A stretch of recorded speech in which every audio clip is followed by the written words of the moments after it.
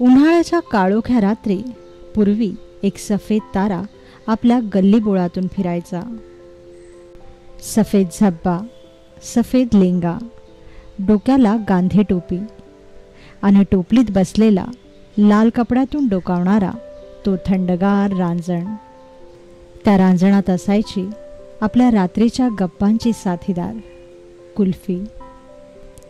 रुपया पुढे केल्यावर तो हळूच तिला पानावर काढायचा आणि तिच्या त्या गोंडस वाफाळणाऱ्या रूपावर आपण सगळे भाळून जायचो. सुट्टी विशेषमध्ये आज आपण आठवूया लहानपणीचा तो कुल्फीवाला आणि बनवूया मलाई कुल्फी.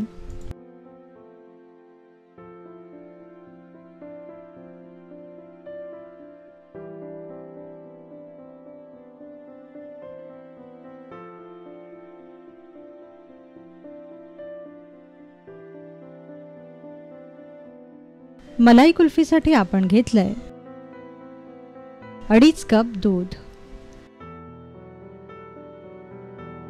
अर्धा कप खव्याचं दूध अर्थात कंडेन्स्ड मिल्क, पाव कप दुधाची पावडर अर्थात मिल्क पावडर, पाव कप फेटलेली साय अर्थात फ्रेश क्रीम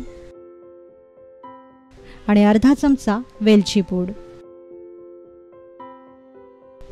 सर्वप्रथम जाडबुडाच्या भांड्यात दूध तापवायला ठेवा.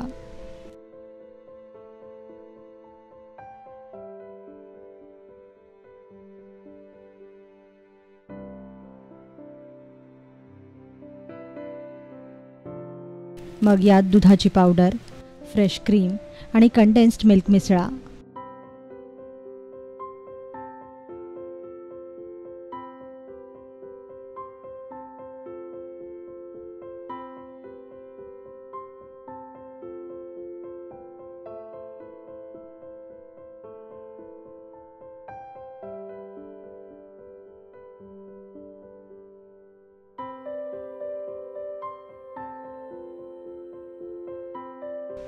दोन मिनिटं हे मिश्रण चांगलं ढवळून घ्या.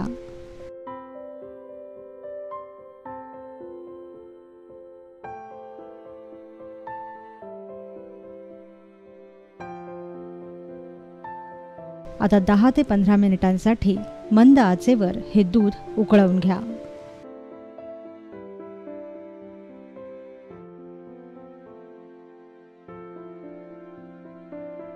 दूध आटलं की त्यात वेलची पूड घाला आणि गॅस बंद करा.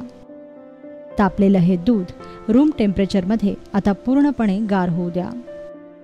गार झाल्यावरच हे दूध कुल्फीच्या साच्यात घाला आणि किमान 12 तासांसाठी ही कुल्फी फ्रीजमध्ये ठेवून द्या.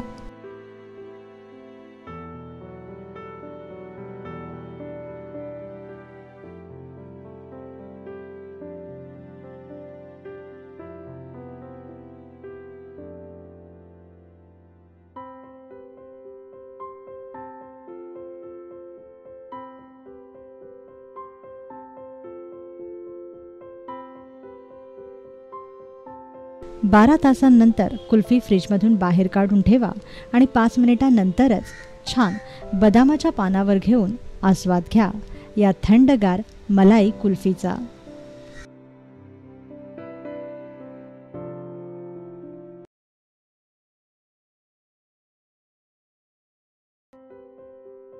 तुम्ही कधी जादूची कांडी पाहिली आहे? गोष्टीच्या पुस्तकातील नव्हे, अगदी खरीखुरी.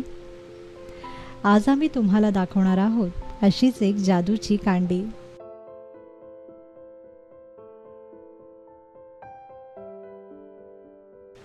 काय आठवलं का? पूर्वी लहानपणी 5-10 पैशांमध्ये गल्लोगल्ली विकली जायची ही रंगीत जादूची कांडी. लाल, पिवळी, नारंगी, हिरवी, निळी अशा वेगवेगळ्या रंगात ही जादूची कांडी आपल्यावर अक्षरशः मोहिनी टाकायची. ही जादूची कांडी हातात धरायला मिळणं खरं तर ही एक अभिमानाची गोष्टच असायची. काळाच्या ओघात ही जादूची कांडी आता आपल्या आठवणीच्या अडगळीत जाऊन दडली आहे. याच रसाळ आठवणीला पुन्हा उजाळा देत आज आपण बनवणार आहोत हीच जादूची कांडी, अर्थात तुमची आमची आवडती पेप्सी.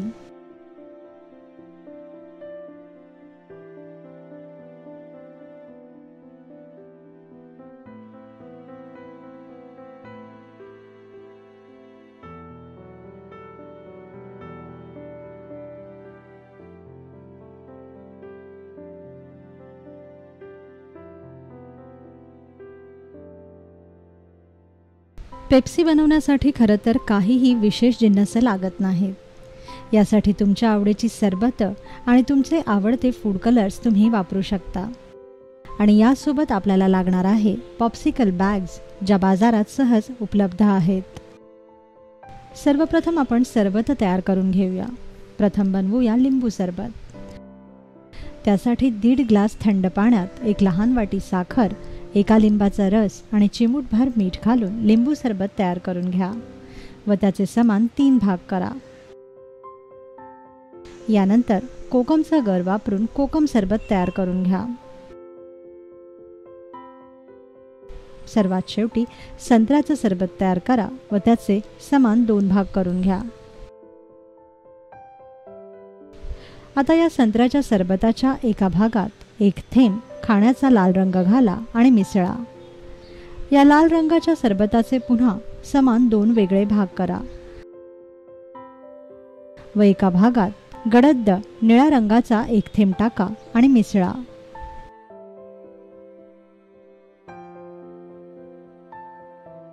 यानंतर आपण तयार केलेल्या लिंबाच्या रसाच्या 3 भागांमधील एका भागात खाण्याच्या हिरव्या रंगाचा 1 थेंब टाका व मिसळून घ्या व दुसऱ्या भागात 1 थेंब निळा रंग टाका व मिसळा.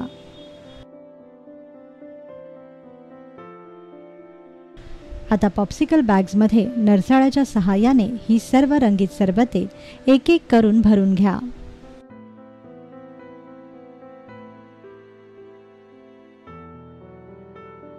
सीलिंग मशीन किंवा अगदी मेणबत्तीच्या उपयोगाने या पॉप्सिकल बॅग्स व्यवस्थित सील बंद करून घ्या.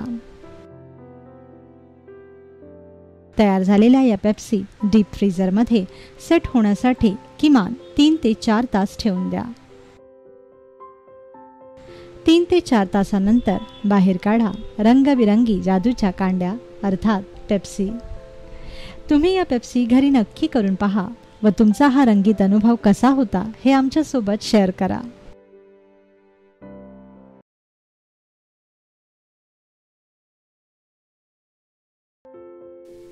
गार, थंड, बर्फाळ हे शब्द आपल्या घरी फ्रीज यायच्या आधीपासूनच आपल्याला माहिती होते. ते फक्त आणि फक्त एका व्यक्तीमुळे.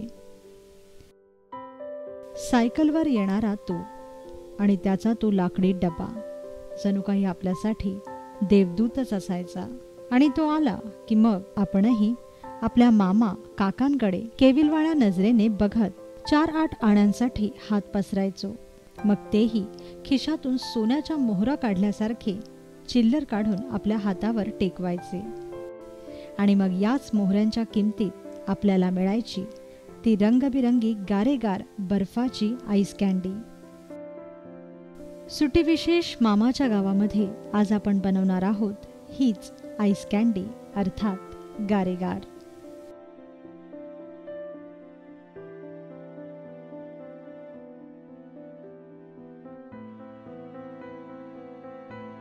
त्यासाठी आपल्याला लागेल कलिंगड व आंब्याचे काप,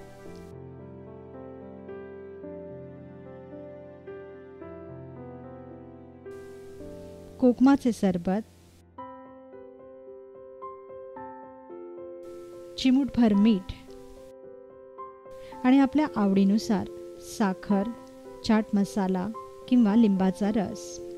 फळांचा गोडवा तसाच राखण्यासाठी आम्ही या कँडीजमध्ये साखर, लिंबाचा रस किंवा चाट मसाला यापैकी काहीही घातलेला नाही आहे. आज आपण इथे बनवणार आहोत 4 प्रकारच्या आईस कँडीज. कलिंगड, आंबा, कोकम आणि मिक्स फ्रूट. या फळांऐवजी तुम्ही तुमच्या आवडीची फळं वापरून सुद्धा आईस कँडीज बनवू शकता. सर्वप्रथम बनवूया कलिंगडाची आईस कँडी.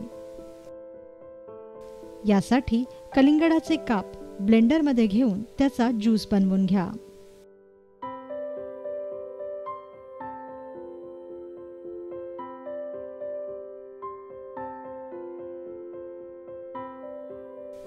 तयार ज्यूस वस्त्रगाळ करून घ्या.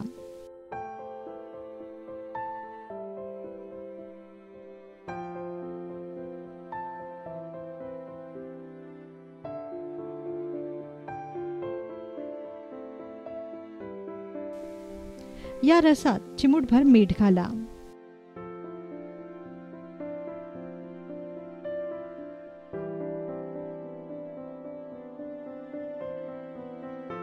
हा रस अशा प्रकारे साच्यामध्ये ओता आणि वरून याला स्टिक लावा.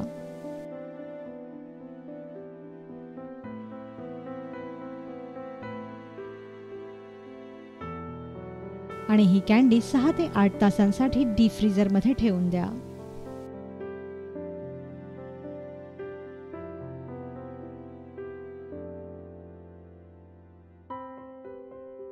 यानंतर बनवूया मँगो आईस कॅन्डी.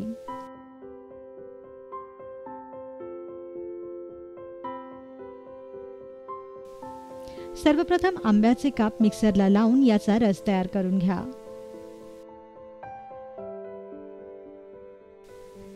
रस जास्त घट्ट असल्यास यात थोडंसं पाणी घाला. हवा असल्यास यात थोडीशी साखरही घाला.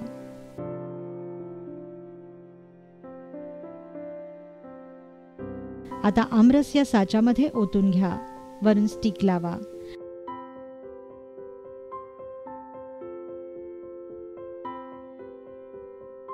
आणि 6 ते 8 तासांसाठी ही कॅन्डी डीप फ्रीझरमध्ये ठेवून द्या.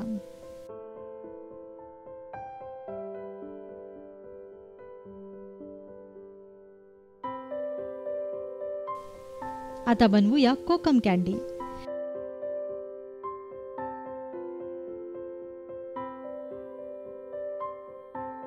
यासाठी एका ग्लासमध्ये कोकम सिरप किंवा कोकमाच्या सरबतचा गर घ्या आणि त्यात थंड पाणी ओता.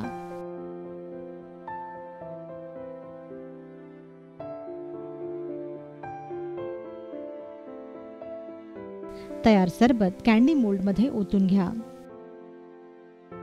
वरून याला स्टिक लावा. 6 ते 8 तासांसाठी ही कॅन्डी सेट होण्यासाठी डीप फ्रीझरमध्ये ठेवून द्या.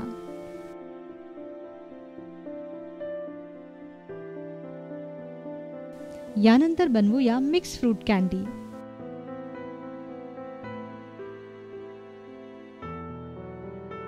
यासाठी आपण तयार केलेला आमरस साच्यामध्ये ओतून घ्या व या आमरसाने अर्धा साचा भरून घ्या.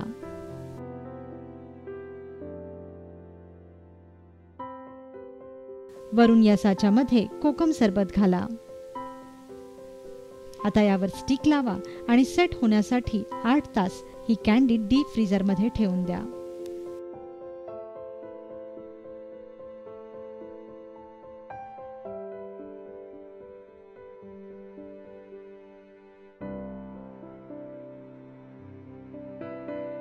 आठ तासानंतर सर्व आईस कॅन्डीजचा साचा बाहेर काढा. 2 ते 3 मिनिटांसाठी हा साचा साध्या पाण्यात ठेवा आणि मग साच्यातून अलगद बाहेर काढा रंगबिरंगी बर्फाळ गारेगार अशा आईस कॅन्डीज.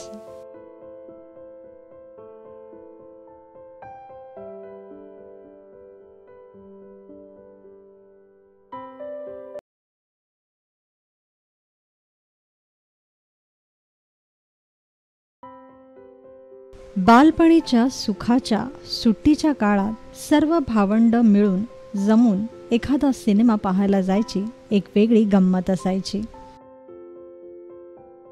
पण खरं तर सिनेमा एक बहाणा असायचा. खरी मजा असायची ते इंटरव्हलमध्ये मिळणाऱ्या समोसा आणि पॉपकॉर्न खाण्याची. हल्लीच्या मायक्रोवेव्हच्या जमान्यात अगदी 2 मिनिटात घरी सहज पॉपकॉर्न बनवले आणि खाल्ले जातात. पण पूर्वी पॉपकॉर्न खाण्यासाठी खास सिनेमा पाहायला थिएटरपर्यंत जावं लागायचं आणि कधी एकदा तो इंटरव्हल होतोय याची वाट पाहावी लागायची. मक्याच्या लाह्या अर्थात पॉपकॉर्न खाल्ल्याशिवाय तुमचं आमचं बालपण गेलंच नसणार. मग आज मजा घेऊया मक्याच्या लाह्यांची अर्थात पॉपकॉर्नची. आज बनवूया पॉपकॉर्न.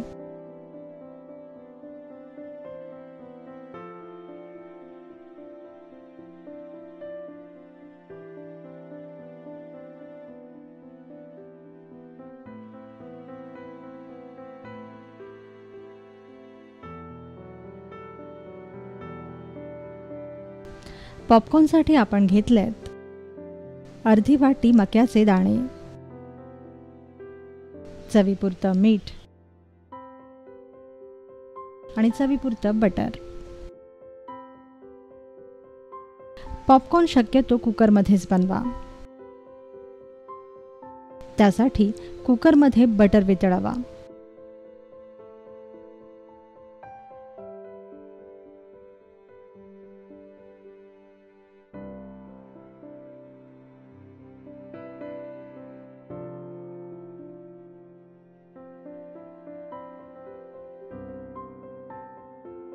आणि लगेचच यात मक्याचे दाणे घाला.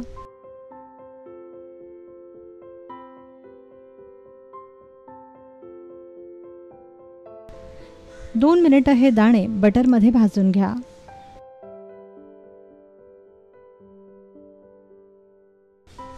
आणि ताबडतोब कुकरचं झाकण बंद करा, पण कुकरला शिटी लावू नका. आता मध्यम आचेवर लाह्या फुलू द्या. लाह्या फुटायचा आवाज बंद झाला की गॅस लगेच बंद करा व 2 मिनिटांनंतर कुकरचं झाकण उघडा.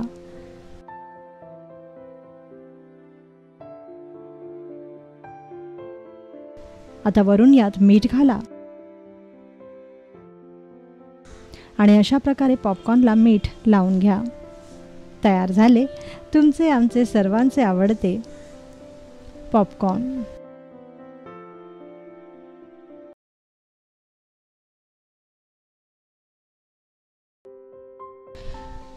उन्हाळ्याच्या सुट्ट्यांमध्ये गावाकडे जायचं आणखीन एक महत्त्वाचं कारण म्हणजे जत्रा. कुलदेवतांच्या या जत्रा जितक्या रंगीत तितक्याच या जत्रांमध्ये मिळणारे खाद्यपदार्थही चवदार. शेव, पापडी, रेवड्या, फुटाणे, गोडीशेव आणि भडंग. सुटी विशेषमध्ये आज मजा घेऊया गावातील जत्रांमध्ये मिळणाऱ्या चटकदार भडंगची. आज बनवूया भडंग.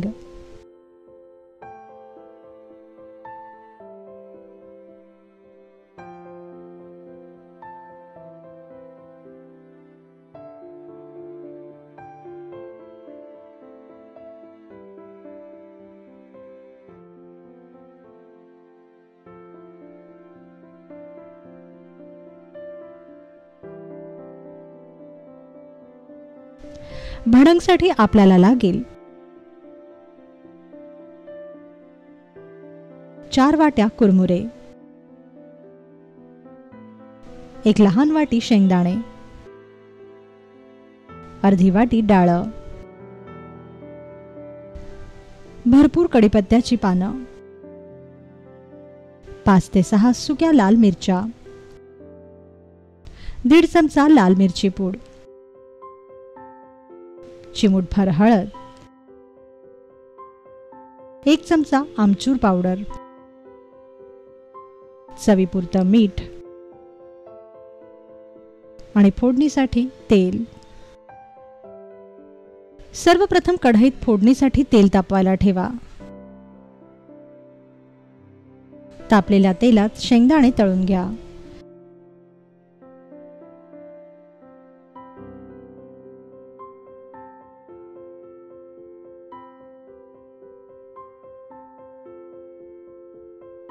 शेंगदाणे छान खरपूस तळून घ्या. तळलेले शेंगदाणे बाहेर काढून घ्या.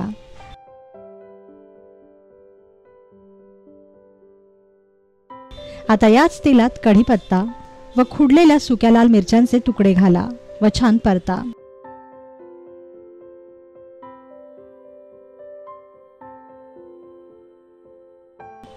आता यात डाळ आणि हळद घालून पुन्हा परता.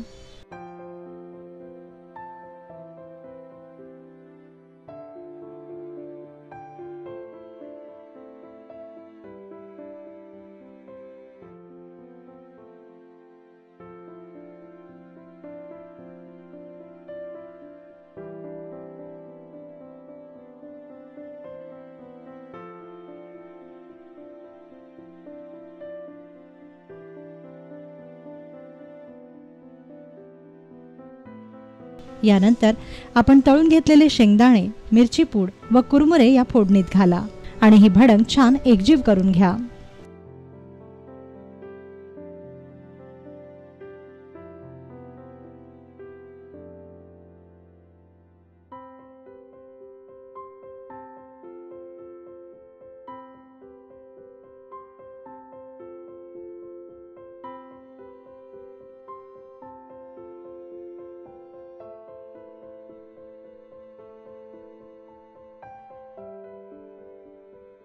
लक्षात ठेवा की कुरमुरे तुम्ही फोडणीत टाकायच्या आधी तव्यावर असेच परतून घेतले तरी चालतील.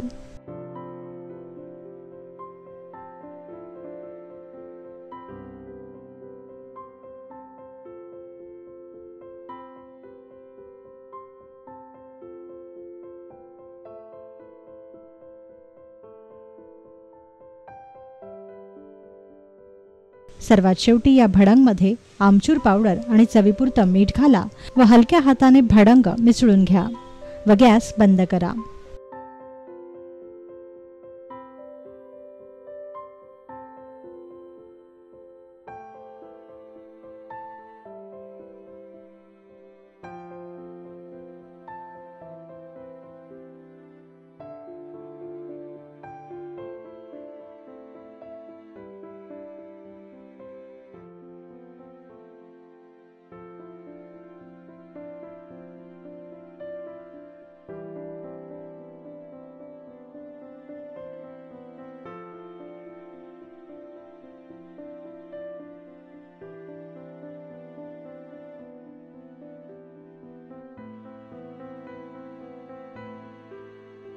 भडंग गार झाली की मग डब्यात भरून ठेवा.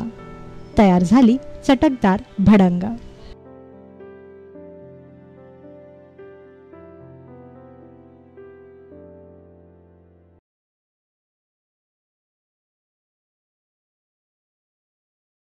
सुट्ट्यांमध्ये सर्वात कंटाळवाणी असते ती दुपार. कारण सर्व मित्र जमून सुद्धा दुपारच्या रणरणत्या उन्हात मनसोक्त हुंदडता येत नसायचं. मग अशा वेळी दुपार टाळायची कशी याचे बेत आखले जायचे आणि मग यातूनच जन्माला यायची चटकदार भेळ पार्टी.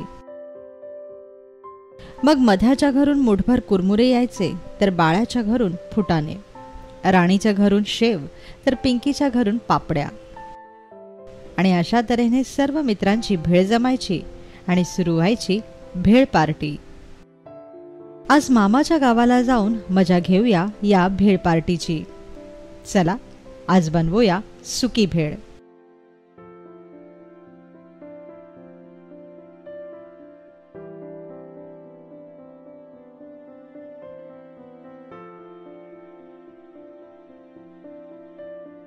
सुकी भेळ बनवण्यासाठी खरं तर जिन्नसांचं ठराविक असं प्रमाण नसतं. ज्याला जे आवडेल किंबहुना जे मिळेल ते वापरून भेळ बनवावी. तरीही सुक्या भेळीसाठी आपण घेतलेला आहे 4 मुठी कुरमुरे, मुठभर भाजलेले शेंगदाणे, मुठभर तळलेले वटाणे, मुठभर तिखट डाळ, मुठभर चणे फुटाणे, भरपूर नायलॉन शेव आणि मनसोक्त पापड्या.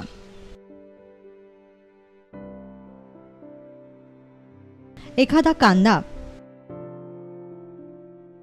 नावाला हिरव्या मिरच्या, थोडीशी कोथिंबीर, लिंबाचा रस,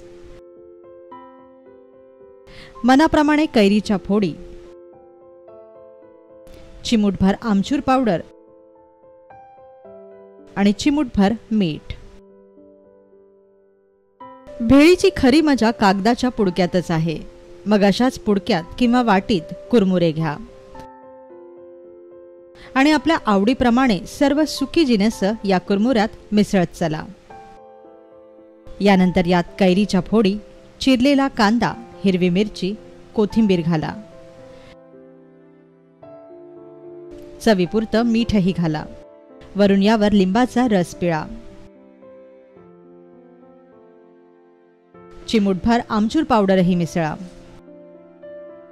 आणि सर्वात शेवटी यात भरपूर नायलॉन शेव घाला आणि भेळ छान मिसळून घ्या.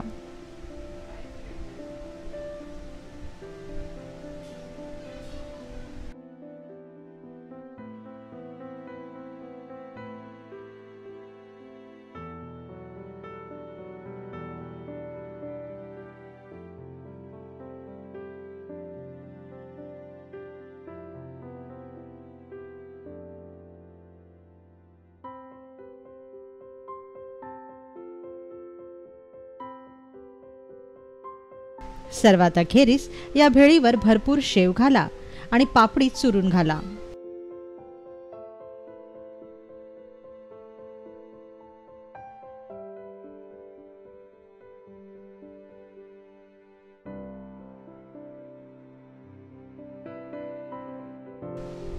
आता वरून पापडी घालून मजा घ्या या चटकदार सुक्या भेळीची.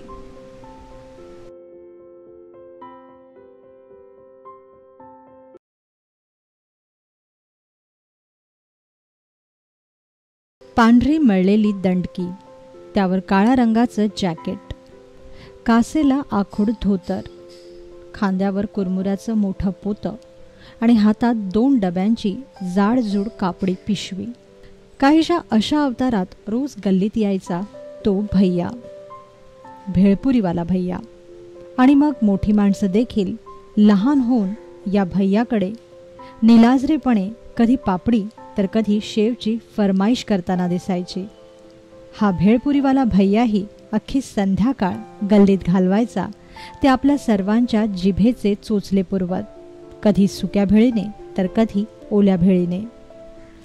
साधारणतः 20 वर्षांपूर्वी प्रत्येक गल्लीत प्रत्येक संध्याकाळी काहीसं असं चित्र दिसायचं. बालपणीच्या त्या आठवणींचा जागर करत आज आपण बनवणार आहोत तीच आठवणीतील ओली भेळ.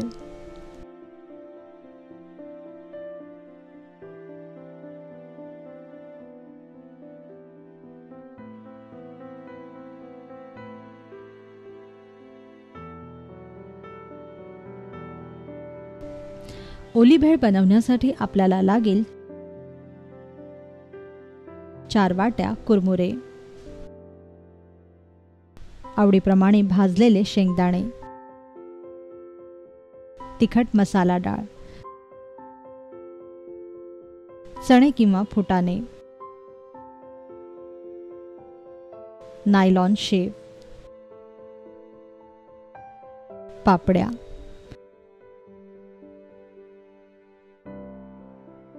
1 वाटी चिंच खजुराची गोड चटणी, 1 वाटी मिरची, पुदिना आणि कोथिंबिरीची तिखट हिरवी चटणी,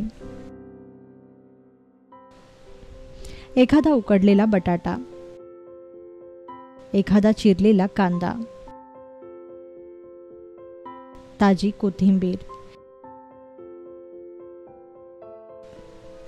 एका लिंबाचा रस, मनाप्रमाणे कैरीच्या फोडी, चिमूटभर आमचूर पावडर आणि चवीपुरतं मीठ. सर्वप्रथम एका खोलगट वाडग्यात कुरमुरे घ्या.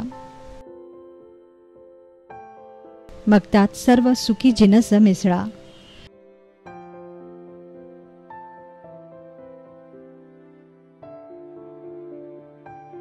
वरून यात कैरीचे काप, चिरलेला कांदा, उकडलेला बटाटा घाला.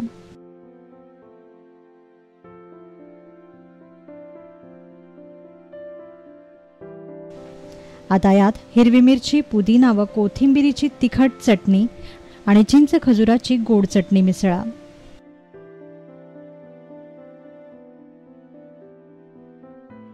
यानंतर आमचूर पावडर व मीठ घाला. सर्वात शेवटी कोथिंबीर, लिंबाचा रस आणि भरपूर नायलॉन शेव घालून ही भेळ छान मिसळून घ्या.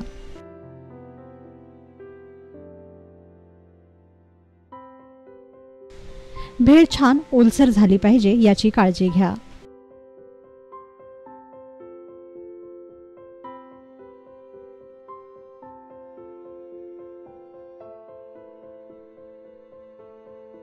आपल्या आवडीप्रमाणे या भेळीत तुम्ही तिखट किंवा गोड चटणीचं प्रमाण वाढवू शकता.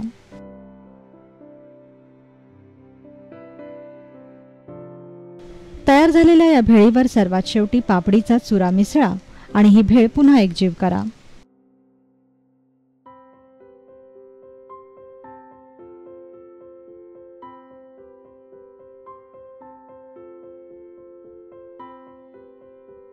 आता एका प्लेटमध्ये ही भेळ काढून घ्या व त्यावर कोथिंबीर, लिंबाचा रस, नायलॉन शेव आणि पापडी घालून सर्व्ह करा ही ओली भेळ.